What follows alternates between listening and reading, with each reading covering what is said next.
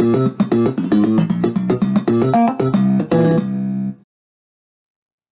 everybody and welcome to another One History Help video with me, Mrs. O'Neill. As you can see, today we are going to be having a look at the Abyssinian Crisis. This is the final crisis that the League of Nations deals with, and with that in mind, this is going to be the last of 4 videos looking at the League of Nations. Before we get into looking at the Abyssinian Crisis itself, I just want to spend a little bit of time looking at this guy here, Benito Mussolini. He was the fascist dictator, the leader of Italy during the 1920s and the 1930s. He was also in charge of Italy during the Second World War, but for the purposes of our League of Nations study, we don't need to be concerned with that side of things. Just want to talk to you a little bit about who this guy was, what his personality was like, and also what this party was that he created, that he became the leader of. Mussolini sets up the Fascist Party in 1919, which incidentally is the same year as the Nazi Party is created as well. And the ideology of the Fascist Party is that they are strongly anti-communist, like many political parties were in the world at this time. But what was kind of more unique, you could say, to fascism is that they were very much in favour of war. And because of this, fascism was really popular amongst war veterans in Italy who were having a really rough time of it once World War I was over. The ideology of fascism is very similar to Nazism. So essentially, if you understand what it means to be a Nazi, you've got a bit of an idea about what it means to be a fascist.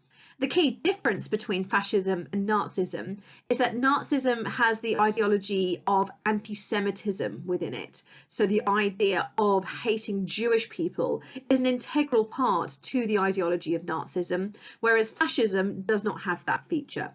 Mussolini tries to introduce anti-Semitism to Italy in the later 1930s, but it fails completely. It doesn't take in Italy like it did in Germany during the 1930s. In 1922, Mussolini was appointed the Prime Minister of Italy by the King of Italy at that time. And what I wanted us to be aware of, and that is important, is that Mussolini was not appointed the Prime Minister because he was elected for or voted for by the people. So nobody voted for Mussolini to be in charge. The King put him in charge because he kind of feared the violence that potentially the fascists could cause in Italy if he didn't have Mussolini on side.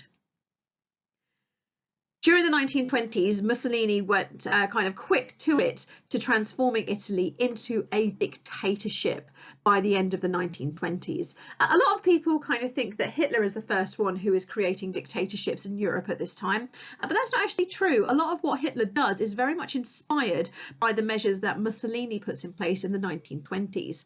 So, for instance, in the 1920s, Mussolini works on creating fascist youth groups, which is something that Hitler then kind of takes into his own ideology when he becomes the Chancellor of Germany in 1933.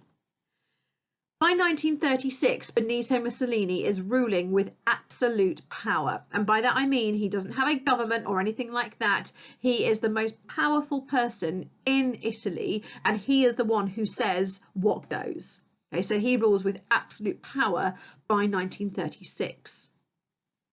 In terms of Mussolini's character, it probably wouldn't surprise you to know this from what you've learned about him already, but Mussolini was a bully. Okay, and had been his entire life. I shared this with my students when I teach them about what Italy was like between the wars, and we learned that in his earlier years, Mussolini was expelled from school more than once, from more than one school, for stabbing other students. So yeah, an absolute bully, and this kind of policy of intimidation and fear continues into the way that he rules the fascist party, and he rules Italy as well.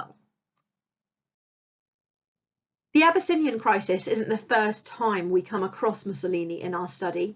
For those of you who've already watched the video on the League of Nations in the 1920s, you will already be aware of the Corfu incident in 1923.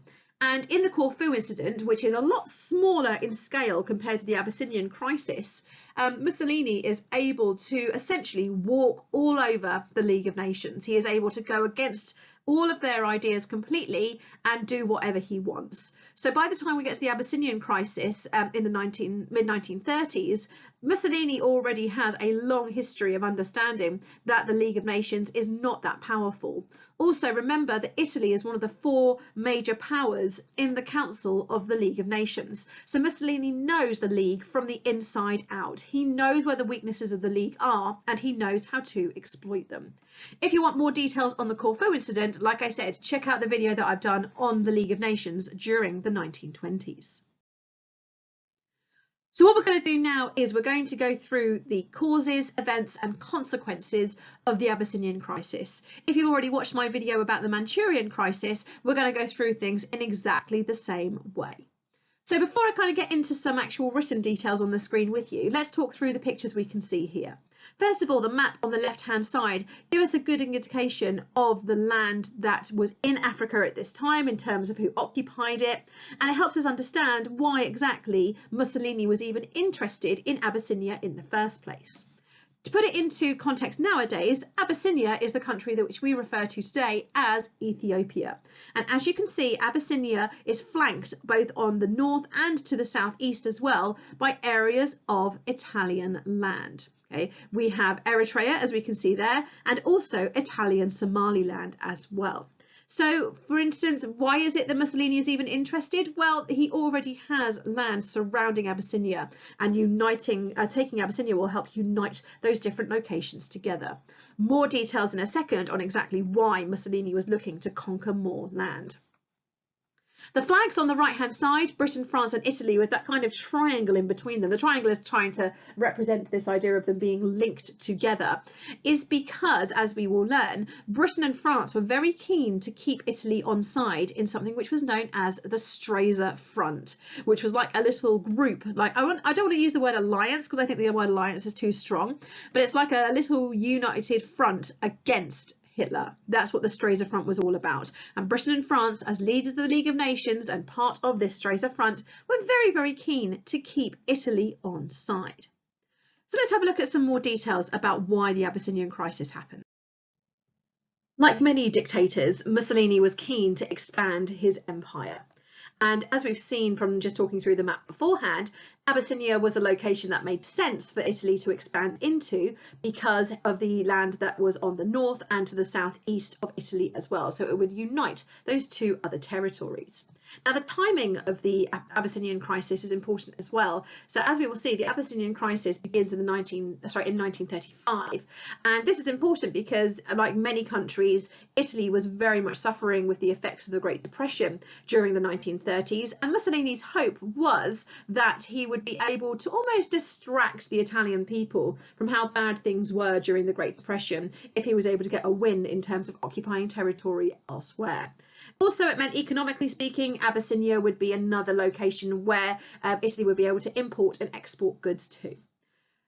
Also, just to kind of add on to this, one of the big points under fascism in looking at their ideology was about this idea of restoring Italy's former glory that had previously been seen during the Roman Empire. So again, this idea of conquering land was a really, really big part of bringing that to fruition. So like I said, 1935 is the key date we're looking at here, and I was mentioning it before with our 3 flags just down the bottom there. Italy, Britain and France in 1935 formed the Stresa Front, a united front against Hitler. So again, we can't get carried away and refer to it as an alliance, but it's essentially a promise between these 3 countries that they will work together to try and stop Hitler. Now, you may well be thinking, if you studied, for instance, the causes of World War II, hang on a second, aren't Mussolini and Hitler allies anyway in the 1930s? And yes, you are absolutely right that they are, but not at this point. Okay, before the Abyssinian crisis, Italy still very much a leading member of the League of Nations, and again trying to work with Britain and France alongside them to try and stop Hitler from gaining any more power. France was very keen in particular to have Italy's support. Remember, France, everything that France did in the League of Nations was about trying to keep Germany at bay. So remember, for decades, Germany and France had been kind of at each other's throats. And then finally, when France was the victor over Germany in the First World War and following on to the Treaty of Versailles, France wanted to do everything they could to make sure Germany could not attack them again.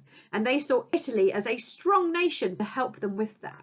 So essentially, France says to Italy, you know what, Mussolini, if you're going to try and take over Abyssinia, we're not going to stop you. But let's just remember that Okay, let's just remember that they're thinking. All right, remember, we haven't stopped you here. So when we need your support, you need to make sure you remember that we did not stop you when it came to you invading Abyssinia.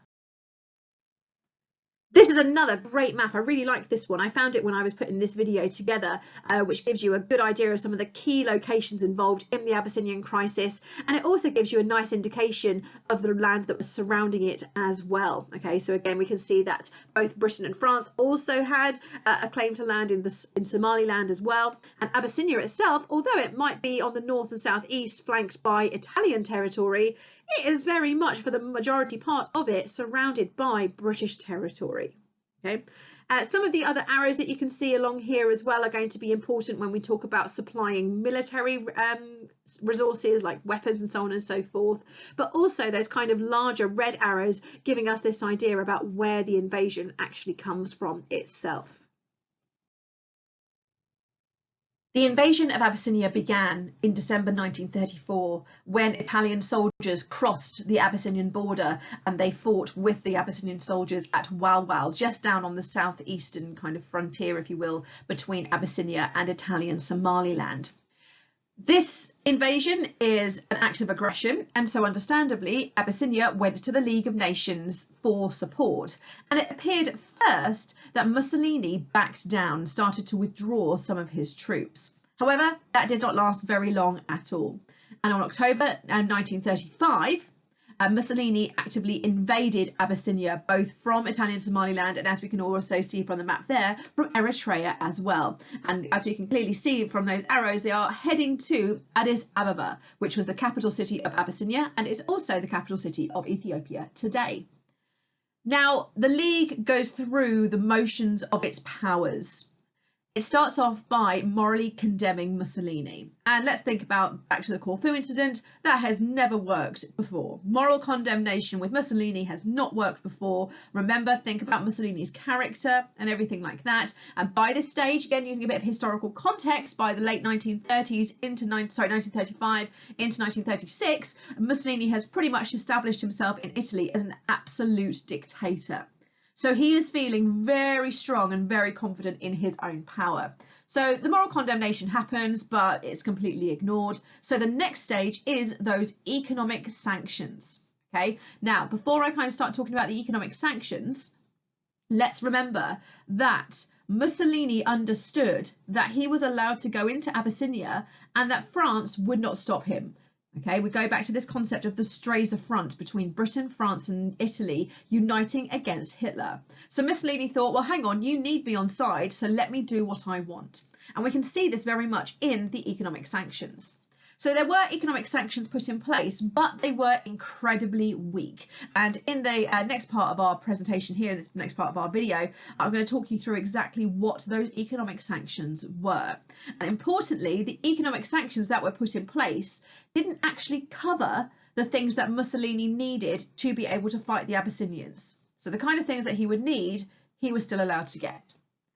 And one of the important things to acknowledge here is that it would have been very easy to cut off the supplies between Italy and Abyssinia by closing this location known as the Suez Canal. Now, the Suez Canal is a canal that runs to the east of Egypt, which essentially connects the Mediterranean with the east coast of Africa. So had the British closed off the Suez Canal, it meant that Mussolini would not have been able to get those supplies and those resources to Abyssinia. Think again back to the map there, that thinner red arrowed pointed line there that you've got demonstrating how Italy was still able to get its resources via the Suez Canal. Had that been shut up, so as in like the Suez Canal, had it been shut off, excuse me, I should say, then Italy would have had to have gone all the way around the north coast of Africa, the west coast of Africa, around to the south of Africa, and then up from there. And that would have taken a ridiculously long amount of time.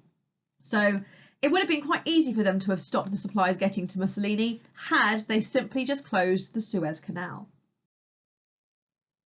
Like I said, let's talk about these economic sanctions in a bit more detail. And I'm also going to be talking to you as part of this about that pie chart on the right hand side there, which is to do with something known as the Hoare-Laval Pact. So I'll give you a second or two to take a look at these images. They give you a little bit of a clue in terms of the economic sanctions that were things that were forbidden to Mussolini and the things that were still allowed. And as we can see, we've got a couple of nations here who've got a vested interest in continuing trade with Mussolini. First of all, and this is something that you would regard to be quite encouraging, the League of Nations banned the trade of weapons and armaments to Italy immediately. Okay, so any nations in the League that were supplying weapons to Italy were no longer allowed to do so. Okay, but again, as we know, if you're not going to get those weapons from countries in the League, then you just go and get them from countries who are not in the League of Nations. We see a lot of self-interest from Britain here. One of the things that was allowed to be continued to trade with Italy was the resource of coal. Okay? And the reason why Britain was very keen to keep trading coal with Italy is that if they stopped, it would have an impact on Britain's economy. During the 1930s and the 1920s, and even into the 1940s, I go on as far as to say, Britain very much relied on its coal exports. Okay, it relied on its coal mining industry to be able to keep the economy going. Remember, the 1930s are the time of the Great Depression, so Britain would have a vested interest in wanting to keep their economy as buoyant as possible. So Britain knew if we stop trading coal with Italy, then that's going to have an impact on our economy and could even lead to even higher levels of unemployment. So Britain, remember, leading nation of the League, said, we're not going to ban coal. Okay, so we can kind of keep trading coal with you. Again, selfish interests from them. We talked before about the idea that if you can't trade with nations in the League, you trade with nations outside of the League. And America, who, yes, of course, was suffering from the Great Depression at this time, was very, very keen to continue trading, particularly in the commodity of oil. So America was one of Italy's main oil suppliers, and that continued despite the economic sanctions. Another raw material that was also still allowed is iron, and that's what that little kind of picture of those metally bits are there to represent. So coal, iron, and oil as well are still allowed under the rules of those economic sanctions. Let's get into the Hoare-Laval Pact now. And this was created in December 1935, and this is essentially Britain and France trying to step up and appear to be dealing with the crisis. And so we have a guy called Sir Samuel Hoare from the representative of Britain and Pierre Laval from France, and they write an agreement. That's what a pact is. A pact is an agreement. And under the agreement, they thought a way that they could solve this problem was by giving Mussolini 2/3 of the land in Abyssinia. Okay, and that's what that little pie chart just down there is there to represent. That green part there is to represent the 2/3 of land that Italy should get of Abyssinia. The problem was, however, was when this pact was made public, it was really, really unpopular. And especially in Britain, there was this attitude of, well, why? Why on earth does he deserve this land? Okay, that is not fair on the Abyssinian people. So we know that behind the scenes, Britain and France are trying to do everything they can to keep Mussolini on side. They need him in the League of Nations. They need him as part of the Stresa Front. But they received a lot of bad publicity, so much so that the Hoare-Laval Pact never happened. Okay, so it never happened whatsoever. And to be honest with you, it's irrelevant to an extent, because what happened is that Haile Selassie, the leader of Abyssinia, made a final appeal to the League of Nations for them to do something about Mussolini and Italy being in Abyssinia, but it was far too late. Remember, by this point, they've been in Abyssinia for at least a year. Okay, Italy have been in Abyssinia for at least a year. Then in May 1936, the invasion comes to an end. And I just want to kind of drop this in here as well. I can tell you that this lasted a lot longer than Mussolini thought it was going to last. Okay, this went on for a heck of a long time.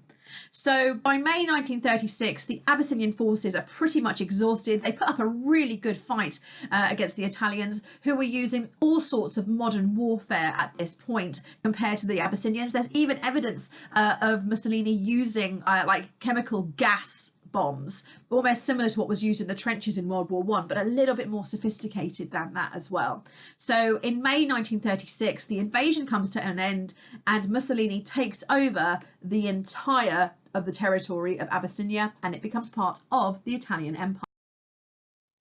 We're going to finish this video then by taking a look at the consequences. What happened after the Abyssinian Crisis? And a couple of pictures there just to give you a clue. Absolutely love this cartoon from David Lowe on the left hand side there of Mussolini looking his kind of classic bullying style kind of body posture, kind of saying that the League can do nothing. Okay, I am too powerful for the League of Nations to do anything for it. Okay, and just in case you can't quite make out what some of the writing says, the woman on the right hand side, she is labelled as Western civilization. Western civilization, and the piece of paper that she is holding are the rights and wrongs of Abyssinia. And the people off to the left hand side there, I believe, oh yeah, I can see it, are holding what is labelled as a map of the Western Front. A map of the Western Front, and clearly they're looking relatively concerned here. So the League, the League is contemptible. The League can do nothing. But aren't you the League, she is saying. Really fascinating, definitely demonstrates that kind of arrogance from Mussolini at this time. I'm sure this will come as no surprise to you, and again, hopefully you're watching this because you've learned about the Abyssinian Crisis already and you know this already, but following that invasion of Abyssinia in May 1936, Italy leaves the League of Nations. Okay, I'm sure it goes without saying as well, but they also leave that pact that they had with Britain and France, the Stresa Front. And this Abyssinian Crisis essentially marks the end of the League of Nations. The League of Nations are never used again beyond this point. And it's probably a good job as well, because by this stage there's only 3 countries left in the League of Nations: Britain, France and the USSR. They were so desperate for countries that they went back on their original promise of saying that Russia would never be allowed to join, and let them join. However, for those of you who've studied the causes of World War II will know they don't really do very much, Russia, the USSR. They're not really allowed to do anything in the League of Nations. And Hitler, who is, again, if you're doing your causes of World War II knowledge as well, if you've got an idea about that, you will know that from 1936 onwards is the time when Hitler really starts to step up his invasions of other countries and his work on foreign policy as well. 1936, for instance, is the same year that Hitler invades the Rhineland, and he does that intentionally because he knows the League of Nations is being distracted.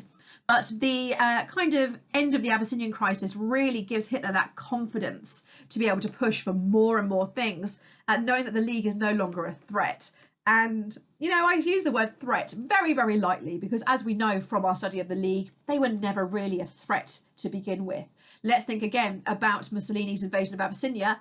Had the League had an army of its own to be able to deploy against Mussolini, it probably would have been quite successful. Okay, we are talking about a leader, Mussolini here, who only really understands things in military terms. So you've got to kind of, how can you put it, fight fire with fire. Okay, if Mussolini is rolling in with tanks and chemical weapons, you can't try and fight him with a strongly worded letter. Okay, you've got to fight fire with fire. So here's a great example of how, had the League of Nations actually had an army of its own, it could have been more of a threat. Still talking about Hitler and Mussolini in particular here. In late 1936, Hitler and Mussolini signed an agreement between them known as the Rome-Berlin Axis. And that is very much against Britain and France. It's like the Stresa Front completely turned on its head. And later in 1937, Japan joins them as well, making what is called the Anti-Comintern Pact. And essentially the 3 of them, Hitler, Mussolini and the leaders of Japan, remember at this time Japan is very much led by the Imperial Japanese Army. They are very much kind of joining together against communism. And also you may well have heard of this kind of agreement between the 3 of them, this alliance, as the Pact of Steel. Okay, the Pact of Steel. So what's really important here, looking at the end of the Abyssinian Crisis, is really comparing it to when the Abyssinian Crisis began, and everything is completely reversed. Okay, all of those efforts that Britain and France tried to do to keep Italy on side completely fail, and the opposite happens. It's also worth noting, like I said here, that this crisis very much marks the end of the League of Nations. Moving forward from 1937 onwards, and again, if you've studied the causes of World War II, you'll be aware of this, is when we start to move into the time of appeasement with Neville Chamberlain. So again, and that's very much done because essentially the League of Nations doesn't really exist anymore. And that is everything on the Abyssinian Crisis. I hope you found that useful, everybody. Don't forget to like the video if you did find it useful. Don't forget to subscribe to the channel as well, so you'll get some notifications about when those new videos have been uploaded. Remember, you can follow me on Twitter and Instagram. You'll find me there at One History Help. And you can also find me on Facebook if you search for One History Help as well. So this marks the end of our videos on the League of Nations. Again, I hope you find them useful, and I look forward to seeing you again for some more history revision on One History Help.